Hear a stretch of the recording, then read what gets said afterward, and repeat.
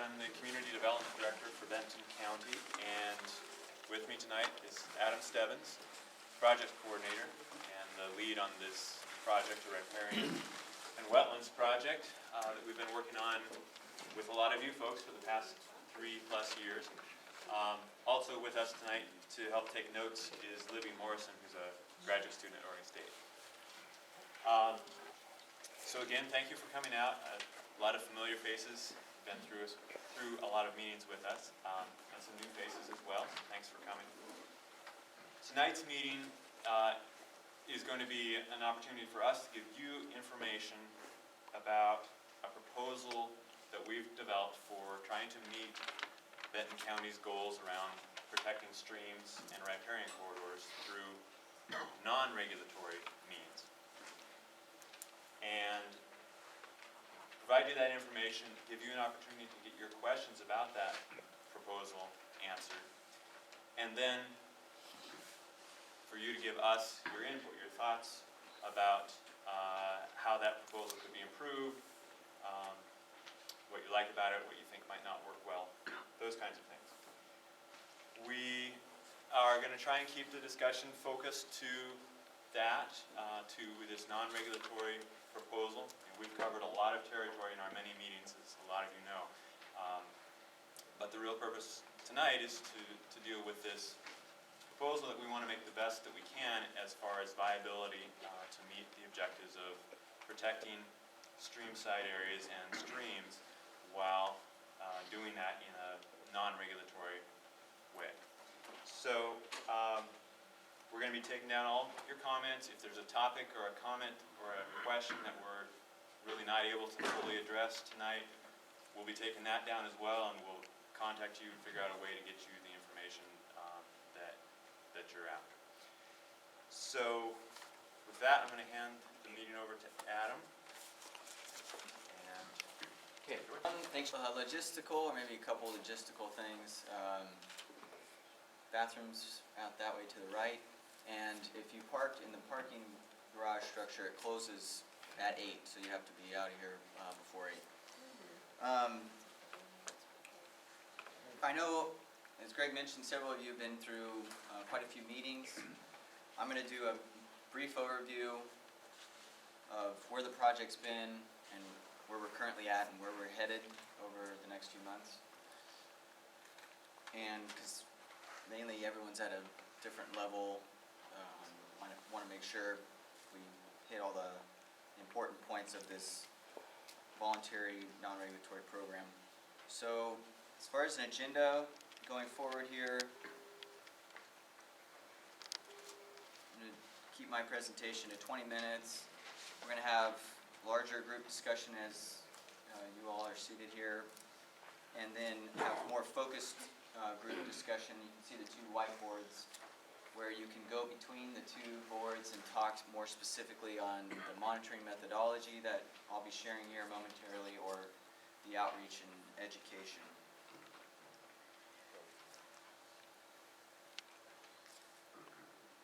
So again, we're really focused on this non-regulatory voluntary approach. I'll talk a little bit very briefly about the 2009 through 2011 period, where we developed a set of regulatory options, but we're really focused on what we have proposed as far as non-regulatory, and that's specific to the Willamette Basin portion of Benton County, which I'll explain. As Greg mentioned, we're talking about very important resources here. None of you would be here if you weren't concerned, interested in the functions and values that streamside and streamside vegetation and streams provide, from fish and wildlife habitat, drinking water supply, irrigation supply, habitat for terrestrial species as well, those migrating bird species and so on and so forth. And also, you know, in the state of Oregon, it's a very active program through the Oregon Watershed Enhancement Board and watershed councils and other organizations to do protection and enhancement of these streamside areas because of the the many values and functions they provide.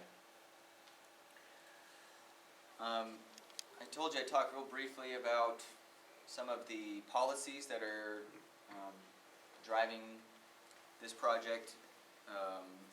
Some of these are federal policies, such as the Clean Water Act, state policies, which I'll talk specifically about on the next slide.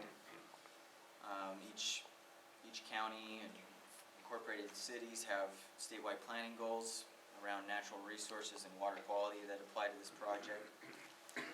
Also, we have Endangered Species Act for salmon species because of the decline in salmon species over time, as far as native runs.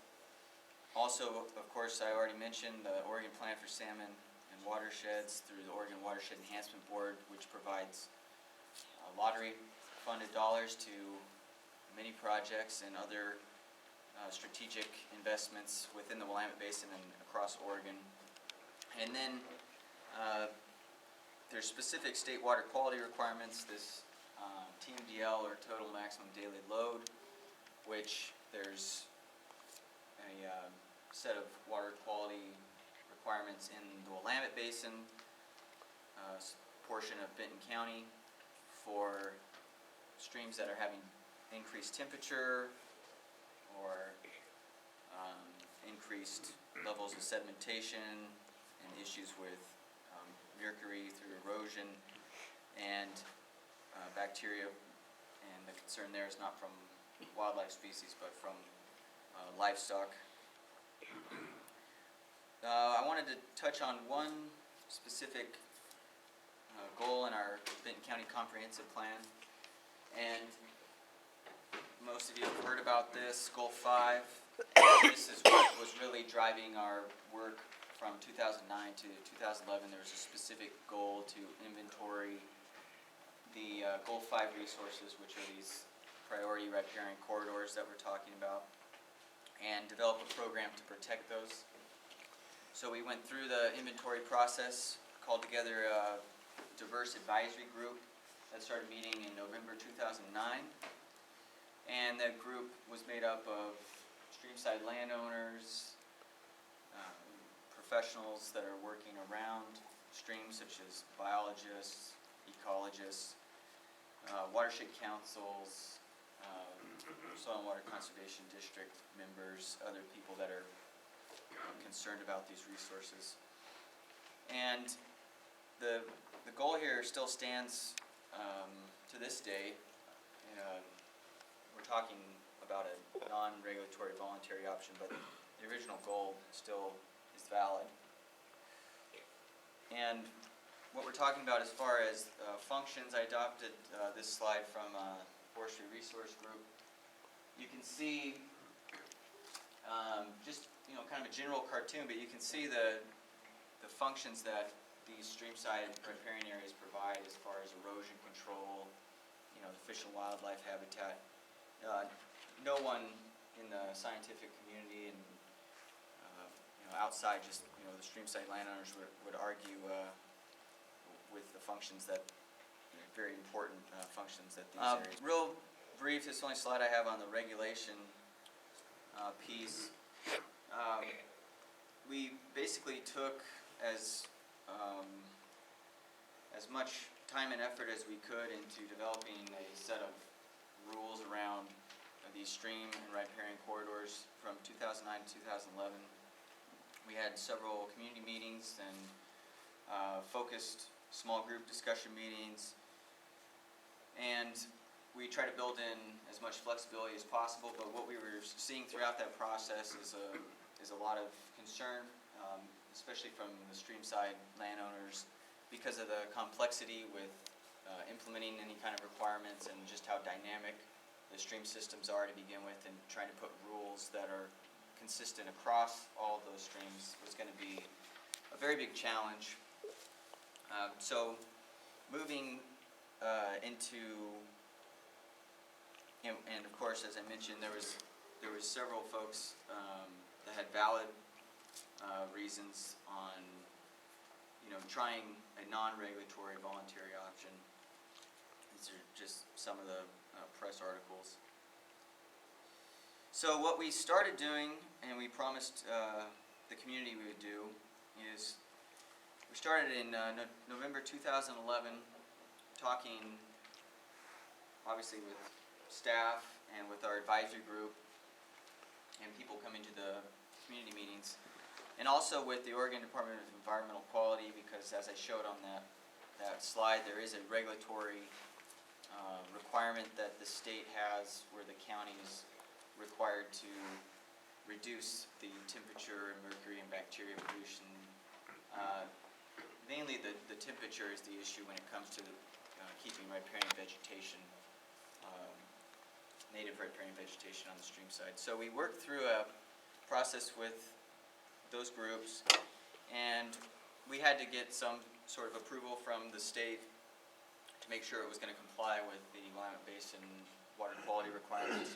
But it was a new process. There's no other county that has tried to do this. It was unique. So we were, our priority has always been what's going to be effective here in Benton County, given the geography and the stream types and the land uses that we were hearing about from 2009 to 2011 and what we were discovering in the inventory, rather than trying to appease any kind of state water quality requirements. But we were able to meet in the middle, so to speak, and get consensus on that. So the goals and objectives, which are more specific than the original goal for the advisory group on the project, but still stand with this non-regulatory program. Protecting water quality, fish and wildlife habitat, protecting that streamside vegetation for all of those functions. Making sure that we try the best we can to develop and implement a program that is effective in assisting, informing, educating streamside property owners on the ways that have been effective in managing riparian areas. Having a monitoring methodology, as I talked about, to determine if that is working, how effective it is. Are we seeing increases or decreases in riparian vegetation over time? Getting some information around that, because when we originally did the inventory from 2009 to 2011, it was very general compared to what we're talking about through this voluntary program option. And then, making sure that we're in compliance with the state water quality requirements. And we're not focused on that piece. That's one element out of all 5 of these. So I realize for some folks this might be tough to see. Hopefully you can see the darker outline of Corvallis and Philomath. The proposed program is going to focus just within the Willamette Basin. So the other basin in the county that drains to the coast is the Altsea Basin. This area will only be within the Willamette Basin portion of Benton County as far as where we implement the monitoring and outreach and education, which we'll get into here shortly. The priority stream corridors are what we inventoried already: fish-bearing streams and perennial streams, the streams that are running year-round. And the reason for both of those is fish-bearing streams are the priority streams we have for meeting local comprehensive plan goal. Perennial streams provide important functions, especially during the low-flow summer season. So protecting streamside vegetation in those areas is the main priority, but providing information, education to folks that have streams that don't run year-round or don't necessarily fall within this mapped area of being fish-bearing streams. That's not to say that they don't have salmon species like steel